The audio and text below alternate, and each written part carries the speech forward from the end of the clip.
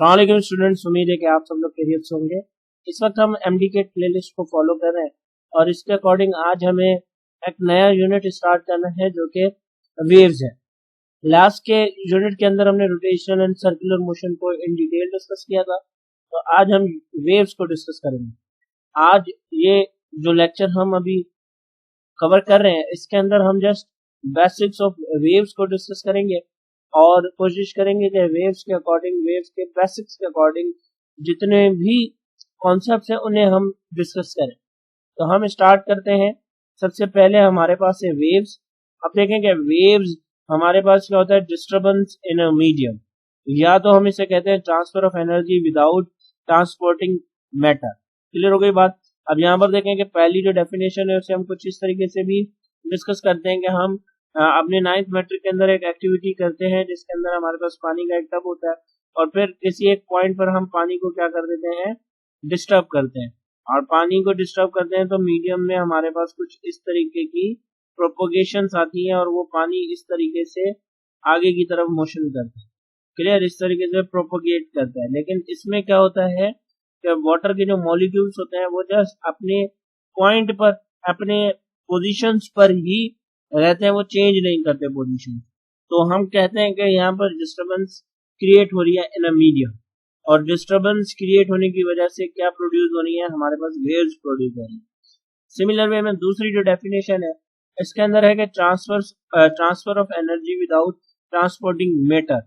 आप देखेंगे यहाँ पर मैंने एक एग्जांपल रखी हुई है कि ये पर्सन जो है वो, ये बॉय जो है वो एक बॉल लेकर इस सेकंड बॉय को कैच करवा रहा है, ठीक है। लेकिन जब ये बॉल कैच कर रहा है तो आप देखें कि मास भी ट्रांसफर हो रहा है, मास के साथ एनर्जी भी ट्रांसफर हो रही है। तो ये हमारे पास यूं कह लें कि वेव्स हम इन्हें नहीं कहेंगे, हम वेव्स किसे कहेंगे, जिसमें एनर्जी तो ट्रांसफर हो लेकिन मैटर ट्रांसपोर्ट ना हो। एज लाइक अगर इन दोनों को हमने एक रस्सी दे दी और अब ये इस रोप को डिस्टर्ब कर रहा है, ये जो बॉय है इस रोप को डिस्टर्ब कर रहा है, तो क्या होगा कि इस तरीके से डिस्टर्बेंस क्रिएट होगी और डिस्टर्बेंस क्रिएट होने के बाद इस पॉइंट पर इस बॉय को एक जर्क फील होगा, जिससे हम कह सकते हैं कि एनर्जी तो ट्रांसफर हुई लेकिन मास ट्रांसफर नहीं हुआ। ये जो रोप है, रोप के अंदर के जो मॉलिक्यूल्स होंगे वो अपनी जगह पर डिस्टर्बेंस क्रिएट करेंगे और वो डिस्टर्बेंस इन मीडियम भी आएगी, जिसके भी आप पर एनर्जी ट्रांसफर होगी लेकिन मास ट्रांसफर नहीं होगी। तो ये दो डेफिनेशंस आप याद रखिएगा। उसके बाद हम आ जाते हैं क्लासिफिकेशन ऑफ वेव्स। वेव्स की क्लासिफिकेशन कर लेते हैं। तो हमारे पास 3 टाइप्स की वेव्स हैं, जिनमें नंबर 1 मैकेनिकल वेव्स, फिर इलेक्ट्रोमैग्नेटिक वेव्स एंड 3 जो है वो है हमारे पास मैटर वेव्स। अब देखें कि मैकेनिकल वेव्स क्या होती है। मैकेनिकल वेव्स वो वेव्स होती हैं जिन्हें मीडियम की रिक्वायरमेंट हो, मीडियम रिक्वायर हो प्रोपोगेशन करने के लिए, ठीक। एज लाइक हमारे पास साउंड वेव्स है, तो साउंड वेव्स को प्रोपोगेट करने के लिए मीडियम की रिक्वायरमेंट है। तो हम कहेंगे कि साउंड वेव्स जो है वो मैकेनिकल वेव्स की एग्जांपल्स हैं। वाटर वेव्स जो है हमने अभी डिस्कस किया, वाटर वेव्स जो है वो हमारे पास क्या है, वो हमारे पास मैकेनिकल वेव्स की एग्जांपल्स हैं। अच्छा, इसके बाद मैकेनिकल वेव्स की 2 टाइप्स हैं, ठीक है। अब यहाँ पर एक बात क्लियर कीजिएगा कि एक होता है टाइप्स ऑफ वेव्स, दूसरा होता है टाइप्स ऑफ वेव मोशन। तो टाइप ऑफ मैकेनिकल वेव्स अगर हम डिस्कस कर रहे हैं तो हमारे पास हो जाएगा पीरियोडिक वेव्स और प्रोग्रेसिव वेव्स। अगर फिर हम टाइप्स ऑफ वेव मोशन की बात कर रहे हैं तो फिर हमारे पास हो जाएगा ट्रांसवर्स और लॉन्गिट्यूडिनल वेव्स। क्लियर हो गई बात। इसके साथ साथ आप यूं भी इनको क्लासिफाई कर सकते हैं कि मैकेनिकल वेव्स की 2 टाइप्स हैं, periodic waves and progressive waves. फिर इन प्रोग्रेसिव वेव्स की 2 टाइप्स हैं जिन्हें हम कहते हैं ट्रांसवर्स और लॉन्गिट्यूडिनल वेव्स। तो ये थोड़ा सा आपने यहाँ पर इस चीज को समझना है, ठीक है। तो हम डिस्कस करते हैं सबसे पहले पीरियोडिक वेव्स। हमें पता है कि पीरियड या पीरियोडिक का जहां भी टर्म यूज होगा इट मींस के हम क्या बात करते हैं कि रेगुलर इंटरवल ऑफ टाइम की बात आ जाती है। तो यहाँ पर disturbance in a medium repeats after a regular interval of time. एक वेव कंप्लीट हो रही है 1 सेकंड में, तो दूसरी भी कितने सेकंड्स में कंप्लीट होनी चाहिए, 1 सेकंड के अंदर ही कंप्लीट होनी चाहिए।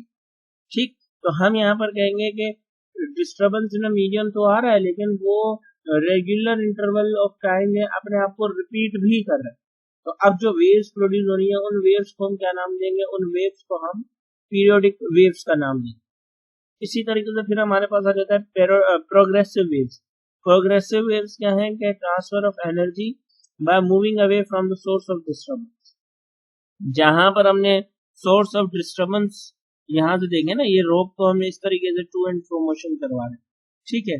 तो जो वेव्स प्रोड्यूस हो रही है वो वेव्स इस तरीके से आगे जा रही है। अगर हम पाकिस्तान की ठंडी को भी इस वक्त देखें, अगर सहन से बाहर अगर कहीं पर भी आप देख रहे हैं या छत पर चले जाएं, तो किसी टावर वगैरह में कोई ना कोई फ्लैग लगा हुआ होगा, तो आप देखेंगे कि वो फ्लैग आगे की तरफ जो है वो हवा चल रही, तो आगे की तरफ यूं कह लें कि फड़फड़ा रहा होता है, ठीक है ना।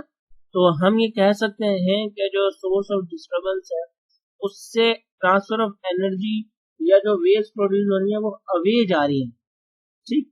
तो ऐसी वेव्स को हम क्या कहते हैं? ऐसी वेव्स को हम प्रोग्रेसिव वेव्स कहते हैं, ठीक। अब यहाँ पर आप टाइप्स ऑफ वेव मोशन भी कर सकते हो, types of mechanical wave motion भी आप कर सकते हो, या आप यूं भी कह सकते हो कि टाइप ऑफ वेव्स में या प्रोग्रेसिव वेव्स में हमारे पास क्या आ जाएंगी? हमारे पास आ जाएंगी transverse waves and longitudinal waves. इस प्रोग्रेसिव वेव्स को हम क्या कहते हैं? शॉक वेव्स भी कहते हैं या सीज़मिक वेव्स भी कहते हैं। ये शॉक वेव्स हमारे पास तब आती हैं जब हमारे पास अर्थक्वेक आ रहा हो या सीज़मिक वेव्स हमारे पास आए, ठीक। सोनिक वेव्स भी जब प्रोड्यूस हो रही है, यानी कि जब कोई ऑब्जेक्ट स्पीड ऑफ लाइट से भी ज्यादा ट्रेवल कर रहा हो या स्पीड ऑफ लाइट के अप्रोक्स ट्रेवल कर रहा हो, तो फिर जहां पर वो वेव्स प्रोड्यूस होंगे, उन वेव्स को हम सोनिक वेव्स कहेंगे। वॉल्केनिक एरप्शन, जब वॉल्केनो एरप्शन होता है तो एट दैट टाइम जो वेव्स प्रोड्यूस होती है, उन वेव्स को भी हम शॉक वेव्स या प्रोग्रेसिव वेव्स कहते हैं। ये बात एडिशनल है, लेकिन ध्यान में रखिएगा। अच्छा, अब क्या है हमारे पास? Transverse waves and longitudinal waves. ये वेव मोशन के टाइप्स आ गए। देखेंगे वेव्स है ना, प्रोग्रेसिव वेव्स है, तो प्रोग्रेसिव वेव्स में हमारे पास दो मेथड हैं जिनके थ्रू वेव मोशन करता है। सबसे पहला मोशन आप देखेंगे ऑसिलेशन डायरेक्शन आपकी क्या है? आपकी ऑसिलेशन डायरेक्शन ये है, यानी कि आप इस डायरेक्शन में डिस्टर्ब कर रहे हो, और आपका जो वेव मोशन है वो किस डायरेक्शन में हो रहा है? वो इस डायरेक्शन में हो रहा है, ठीक है ना। तो आप ये कह सकते हो कि जब ऑसिलेशन की डायरेक्शन वेव मोशन के परपेंडिकुलर हो, जब ऑसिलेशन की डायरेक्शन ऑफ प्रोपगेशन के परपेंडिकुलर हो, तो तब जो वेव्स बनेंगी उन वेव्स को हम क्या कहेंगे? उन वेव्स को हम ट्रांसवर्स वेव कहेंगे, ठीक है ना। ये बात आपने याद में रखनी है। ये देखें, particles oscillates in the direction perpendicular to the wave propagation. जिस डायरेक्शन में वेव प्रोपगेशन हो रही होगी उसके परपेंडिकुलर पार्टिकल्स जो है वो क्या करेंगे? वो ऑसिलेट्स करेंगे, ठीक हो गई बात। यहाँ पर वेव कैरेक्टरिस्टिक्स है, हमने पीरियोडिक वेव्स में पढ़ा कि अगर इक्वल इंटरवल ऑफ टाइम में इक्वल वेव्स दोबारा रिपीट हो रही है तो हम उसे कहेंगे कि यहाँ पर हमारे पास टाइम पीरियड आ जाएगा। वो जो टाइम रिक्वायर होगा उसे हम टाइम पीरियड कहेंगे। एक अपर पार्ट जो वेव का उसे हम क्रस्ट कहेंगे, लोअर पार्ट जो है वो उसे हम ट्रफ कहेंगे, ठीक है। तो फिर एक कॉन्जिक्यूटिव क्रस्ट टू क्रस्ट जो डिस्टेंस होगा उसे हम वेवलेंथ कहेंगे, या एक ट्रफ से दूसरी ट्रफ तक का जो डिस्टेंस है उसे हम क्या कहेंगे? वेवलेंथ कहेंगे। या फिर एक पूरी वेव जो डिस्टेंस कवर करेगी उसे हम क्या कहेंगे? वेवलेंथ कहेंगे। इसी के साथ साथ फिर हमारे पास है लॉन्गिट्यूडिनल वेव्स। अब लॉन्गिट्यूडिनल वेव्स में क्या होता है कि particles oscillates in the direction parallel to the wave propagation. अब जो हम पार्टिकल्स प्रोपगेट करवाते हैं या हम जो डिस्टर्बेंस क्रिएट करते हैं, वो डिस्टर्बेंस किस तरीके से क्रिएट होती है? वो पैरेलल डिस्टर्बेंस क्रिएट होती है, और जब पैरेलल डिस्टर्बेंस क्रिएट होती है तो उसी डायरेक्शन में फिर वेव भी ट्रेवल कर रही होती है। आई मीन के अगर वेव इस डायरेक्शन में ट्रेवल कर रही है तो हम जो डिस्टर्बेंस क्रिएट करवाते हैं वो डिस्टर्बेंस भी इसी के पैरेलल ही करवाते हैं। फिर क्या होता है कि जिस तरीके से ट्रांसवर्स वेव में हमारे पास क्रेस्ट एंड ट्रफ होते हैं, इसी तरीके से फिर लॉन्गिट्यूडनल वेव में हमारे पास कंप्रेशन एंड एक्सपेंशन होते हैं। ठीक हो गई बात। और फिर कंप्रेशन से लेकर दूसरे कंप्रेशन तक का जो डिस्टेंस होता है उसे हम वेवलेंथ कहते हैं। अब यहाँ पर एक बात आपने ध्यान में रखनी है कि कंप्रेशन और रेयरफेक्शन भी हम कह सकते हैं एक्सपेंशन को। तो कंप्रेशन के अंदर आप देखें कि वॉल्यूम कम है, तो वॉल्यूम जब कम होगा तो हमने पढ़ा हुआ है कि प्रेशर क्या हो जाएगा, वॉल्यूम कम है तो प्रेशर ज्यादा हो जाएगा। ठीक है, और प्रेशर ज्यादा होगा तो डेंसिटी क्या होगी, डेंसिटी भी कम होगी। इसी तरीके से फिर अगर रेयरफेक्शन या एक्सपेंशन की बात करें तो वहां पर वॉल्यूम ज्यादा है, वॉल्यूम ज्यादा होगा तो प्रेशर कम होगा, और प्रेशर कम होगा तो डेंसिटी क्या होगी, डेंसिटी ज्यादा हो जाएगी। ये एमसीक्यूज में पूछा जाता है तो इसको भी आपने याद रखना है। इसके बाद ट्रांसवर्स वेव्स के लिए हमारे पास दो कंडीशंस हैं, एक तो इलास्टिसिटी ऑफ अ मीडियम ज्यादा होनी चाहिए और दूसरा उस मीडियम का इनर्शिया भी। ठीक हो गई। तो ये दो कंडीशंस हैं हमारे पास, लेकिन ये सिर्फ ट्रांसवर्स वेव्स के लिए। इसके बाद हमारे पास आ जाता है इलेक्ट्रोमैग्नेटिक वेव्स। अब इलेक्ट्रोमैग्नेटिक वेव्स क्या हैं कि वो वेव्स जिनको मीडियम की जरूरत ना पड़े, waves that do not need any medium for propagation is said to be a electromagnetic waves. इसी तरीके से light is an example of an electromagnetic waves. Light हमारे पास क्या है, एग्जांपल है इलेक्ट्रोमैग्नेटिक वेव्स की। अच्छा, इसके बाद इलेक्ट्रोमैग्नेटिक वेव्स प्रोड्यूस कैसे होते हैं या इलेक्ट्रोमैग्नेटिक वेव्स डिपेंड किस पर करती हैं। तो देखेंगे electromagnetic waves depends on the electric field. In addition to electric field our magnetic field also exists which oscillates in phase at 90 degrees to the electric field। होता यह है कि यहाँ पर जो हमारे पास पहले तो क्या होता है कि इलेक्ट्रिक फील्ड्स होती हैं। अब जब इलेक्ट्रिक फील्ड में चेंज आता है तो हमें मालूम है कि क्या प्रोड्यूस होता है हमारे पास मैग्नेटिक फील्ड्स प्रोड्यूस होती है। और फिर इसी तरीके से ये दोनों इलेक्ट्रिक फील्ड मैग्नेटिक फील्ड को प्रोड्यूस करता है, magnetic field again electric field को प्रोड्यूस करता है, और दोनों के बीच का जो डिस्टेंस है वो या दोनों के बीच का जो एंगल है वो 90 डिग्री का होता है। और फिर ये ऑसिलेट करते हुए आगे मूव करते हैं, और फिर इन वेव्स को हम नाम देते हैं electromagnetic waves. All electromagnetic fields are travel or propagates with a speed of light which is equals to 3 to 10 to power 8 metre पर सेकंड। जितने भी इलेक्ट्रोमैग्नेटिक फील्ड्स हैं या उन फील्ड्स की वजह से जो वेव्स प्रोड्यूस होती है वो ट्रेवल या प्रोपोगेट करती है स्पीड ऑफ लाइट से, और वो हमारे पास बराबर है 3 into 10 to power 8 मीटर पर सेकंड। अब यहाँ पर इलेक्ट्रोमैग्नेटिक स्पेक्ट्रम आ जाता है, क्योंकि मीडियम की रिक्वायरमेंट नहीं होती। तो आप देखें कि लाइट जो है वो सन से हमारी अर्थ तक पहुंच रही है, लेकिन सन से लेकर अर्थ तक कोई भी मीडियम मौजूद नहीं है। तो हम कह सकते हैं कि light is an example of an electromagnetic waves. इस इलेक्ट्रोमैग्नेटिक वेव्स की वजह से इलेक्ट्रोमैग्नेटिक स्पेक्ट्रम आता है। अब स्पेक्ट्रम्स पर हम एटॉमिक स्पेक्ट्रा पर इन डिटेल डिस्कस करेंगे, क्योंकि फिर हम वहां पर कंटिन्यूस और लाइन स्पेक्ट्रम्स वगैरह डिस्कस करेंगे। यहाँ पर आपने ये याद रखना है कि इलेक्ट्रोमैग्नेटिक जो स्पेक्ट्रम है उनमें गामा रेज होती हैं, एक्स रेज होती हैं, अल्ट्रावायलेट होता है, विजिबल रीजन होता है, इंफ्रारेड, माइक्रोवेव और रेडियो। ये जितने भी कलर्स हमें विजिबल हैं ये जस्ट ये वाला हिस्सा है जो कि हम देख पा रहे हैं। इलेक्ट्रोमैग्नेटिक स्पेक्ट्रम का सिर्फ ये छोटा सा हिस्सा है जिनकी रेंज अगर हम देखें तो 4000 एंगस्ट्रॉम से लेकर 7000 एंगस्ट्रॉम तक की है। वो आगे हम डिस्कस करेंगे। आप देखें कि गामा रेज की जो वेवलेंथ है वो शॉर्टर है और रेडियो वेव की जो वेवलेंथ है वो ग्रेटर है। तो जिनकी वेवलेंथ शॉर्टर होती है उनकी एनर्जी हाई होती है, और जिनकी वेवलेंथ कम होती है वेवलेंथ ज्यादा होती है उनकी एनर्जी लोअर हो जाती है। और बाकी है हमारे पास विजिबल रीजन होता है जिसे हम विबग्योर भी कहते हैं। ठीक है, विबग्योर से means V for violet, I for indigo, B for blue, ठीक है, G for green, Y for yellow, O for orange and red, R for red. इससे फिर हम रेड शिफ्ट और ब्लू शिफ्ट यानी कि ये भी देख पा रहे होते हैं कि हाँ अर्थ के करीब सन आ रहा है या अर्थ से दूर जा रहा है। तो ये रेड शिफ्ट और ब्लू शिफ्ट हम इन्हें इन डिटेल डिस्कस करेंगे।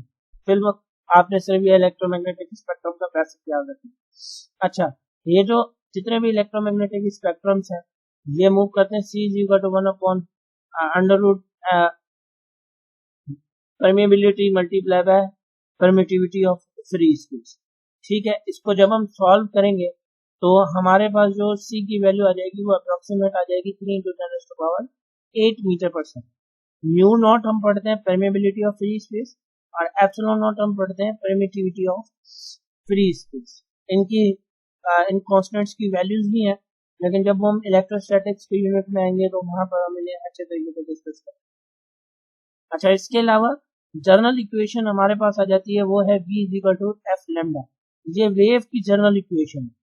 ठीक है, अब जब हमारे पास c है, हम इलेक्ट्रोमैग्नेटिक वेव्स की बात कर रहे हैं, तो यहाँ पर v की जगह पर क्या आ जाएगा c। तो अब क्या होगा जब c speed of light c constant, तो अब हमारे पास रिलेशन आएगा जिसमें हम पढ़ेंगे कि एनर्जी डायरेक्टली प्रोपोर्शनल है फ्रीक्वेंसी की, और फ्रीक्वेंसी इनवर्स रिलेशन रखती है वेवलेंथ। ये हमने यहाँ से ही यूं कह लेंगे जनरल इक्वेशन में से ही ये हम इक्वेशंस ड्राइव करते हैं, और आगे हम ये रिलेशंस भी डिस्कस कर रहे हैं इसी लेक्चर के अंदर। तो आप देखें कि एनर्जी ज्यादा तो फ्रीक्वेंसी ज्यादा। ठीक है, और फ्रीक्वेंसी ज्यादा तो कैसे पता चलेगा कि वो इनवर्स रिलेशन रखेगी वेवलेंथ। तो आप देखें यहाँ पर गामा रेज की जो वेवलेंथ है वो कम है, वेवलेंथ कम है, तो यहाँ पर एनर्जी क्या होगी, यहाँ पर एनर्जी ज्यादा होगी। क्यों एनर्जी ज्यादा होगी? क्योंकि यहाँ पर फ्रीक्वेंसी भी ज्यादा है। सिमिलर वे में यहाँ पर आप देखें रेडियो वेव्स की कंडीशन में, रेडियो वेव के केस में के वेवलेंथ ग्रेटर है तो फ्रीक्वेंसी क्या हो जाएगी, कम हो जाएगी। फ्रीक्वेंसी कम हो जाएगी तो एनर्जी भी क्या हो जाएगी, एनर्जी भी कम हो जाएगी। इसके बाद ये हमारे पास था इलेक्ट्रोमैग्नेटिक स्पेक्ट्रम के हवाले से। फिर अब हम जल्दी से डिस्कस कर लेते हैं कि थर्ड टाइप ऑफ वेव्स, वो है मैटर वेव्स। अब मैटर वेव्स क्या है कि waves associated with the motion of charge particles. तो जब हम वेव्स को चार्ज पार्टिकल्स या मोशन देख लें चार्ज पार्टिकल्स का, तो उनके साथ जो वेव एसोसिएट करती है उन्हें हम कहते हैं मैटर वेव्स, और इन्हें हम कहते हैं डी ब्रॉगली वेव्स भी कहते हैं हम, जो कि बराबर होती है लैम्डा = h/p। एग्जाम्पल इसका क्या है, गैस डिस्चार्ज ट्यूब और इलेक्ट्रॉन माइक्रोस्कोप। अब देखेंगे गैस डिस्चार्ज ट्यूब में क्या हो रहा था, या तो इलेक्ट्रॉन मूव कर रहा होता है या प्रोटॉन मूव कर रहा होता है। तो जब इलेक्ट्रॉन या प्रोटॉन मूव कर रहा होता है तो ये इलेक्ट्रॉन और प्रोटॉन क्या है, वेव मैटर है। तो अब इनसे जो एसोसिएट करती है वेव्स उन्हें हम क्या कहते हैं, मैटर वेव्स कहते हैं। और इलेक्ट्रॉन माइक्रोस्कोप इसका एक बेस्ट एग्जांपल भी इन मैटर वेव्स का है। इसी के साथ साथ फिर अब हम रिलेशंस को डिस्कस कर लेते हैं। अब देखेंगे रिलेशंस हमारे पास क्या है कि फ्रीक्वेंसी इनवर्स रिलेशन रखती है किसके साथ, वेवलेंथ के साथ। यानी कि अगर फ्रीक्वेंसी ज्यादा है तो क्या होगा, फ्रीक्वेंसी अगर ज्यादा है तो वेवलेंथ क्या हो जाएगी, वेवलेंथ हमारे पास कम हो जाएगी। ठीक, इसी तरीके से फिर अगर हम एनर्जी देखें तो एनर्जी का फॉर्मूला होता है h म्यू। हम केमिस्ट्री फर्स्ट ईयर के भी थर्ड चैप्टर के अंदर ये पढ़ते हैं। जिसके बाद अगर h को देखें तो h प्लैंक्स कांस्टेंट है, ये कांस्टेंट हो जाता है तो एनर्जी डायरेक्ट रिलेशन रखती है फ्रीक्वेंसी के साथ। यानी कि फ्रीक्वेंसी ज्यादा तो एनर्जी ज्यादा, और फ्रीक्वेंसी कम तो एनर्जी भी कम। ठीक है, ये बात आपने याद रखनी है कि डायरेक्ट रिलेशन। और इसी तरीके से फिर एनर्जी इज इक्वल टू, अब देखें जनरल इक्वेशन में हमारे पास क्या था, C = f लैम्डा।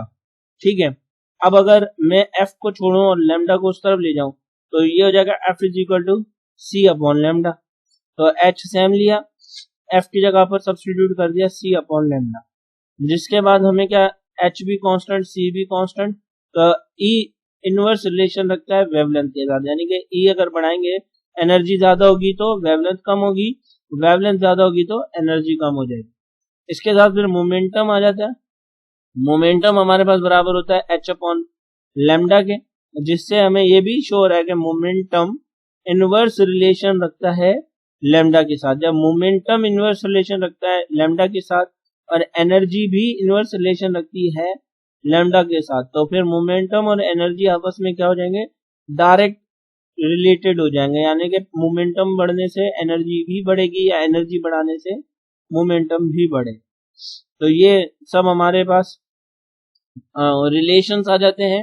इसके साथ साथ एक और भी है कि अगर v is equal to f lambda और फ्रीक्वेंसी को हम कांस्टेंट कर लें तो v डायरेक्टली प्रोपोर्शनल किसके हो जाएगा, v डायरेक्टली प्रोपोर्शनल हो जाएगी, यानी कि स्पीड डायरेक्टली प्रोपोर्शनल हो जाएगी लेमडा के। अब इसी से हम केसेस ले लेते हैं, मीडियम्स ले लेते हैं कि जब f कांस्टेंट है तो हमने मीडियम लिया हुआ लाइट। अब देखेंगे लाइट में क्या हो रहा है, जब डेंसर लाइट जो है वो डेंसर से रेयर मीडियम की तरफ जाए तो v डायरेक्ट रिलेट करेगा वेवलेंथ के साथ, यानी कि वेवलेंथ स्पीड बढ़ेगी तो वेवलेंथ भी बढ़ेगी। रेयर टू डेंसर जाएगा तो स्पीड कम होगी और वेवलेंथ भी क्या हो जाएगी, वेवलेंथ भी कम हो जाएगी। लेकिन अगर विद इन सेम मीडियम है तो सेम मीडियम में क्या होगा, v is equal to same and lambda inverse relation रखेगा फ्रीक्वेंसी के साथ। लाइक अगर हम छोटा सा एक एग्जांपल भी ले लें, जहाँ हम एक क्लासरूम में बैठे हुए हैं जहाँ पर गर्ल्स और बॉयज दोनों बैठे हुए हैं, तो गर्ल्स की जो फ्रीक्वेंसी होती है वो ज्यादा होती है और बॉयज की फ्रीक्वेंसी कम होती है, ठीक है ना। तो हमारे पास जो इनकी वेलोसिटी होगी, स्पीड जो होगी वो सेम रहेगी, लेकिन वेवलेंथ अगर हम कंपेयर करेंगे तो वेवलेंथ इनवर्स रिलेशन रखेगा। अगर देखें गर्ल्स की फ्रीक्वेंसी ज्यादा है तो उनकी वेवलेंथ क्या हो जाएगी, कम, और बॉयज की फ्रीक्वेंसी कम है तो उनकी वेवलेंथ क्या हो जाएगी, ज्यादा हो जाएगी, जबकि स्पीड उनका क्या होगी, स्पीड उनकी सेम होगी। इसी तरीके से फिर हमारे पास आ जाता है रिफ्लेक्शन के साथ हम अगर हम, तो यहाँ तक हमारा आज का ये बेसिक लेक्चर कंप्लीट हुआ। मैं उम्मीद करता हूँ कि आपको यहाँ तक बातें समझ में आ गई होंगी। Thank you so much. Allah Hafiz.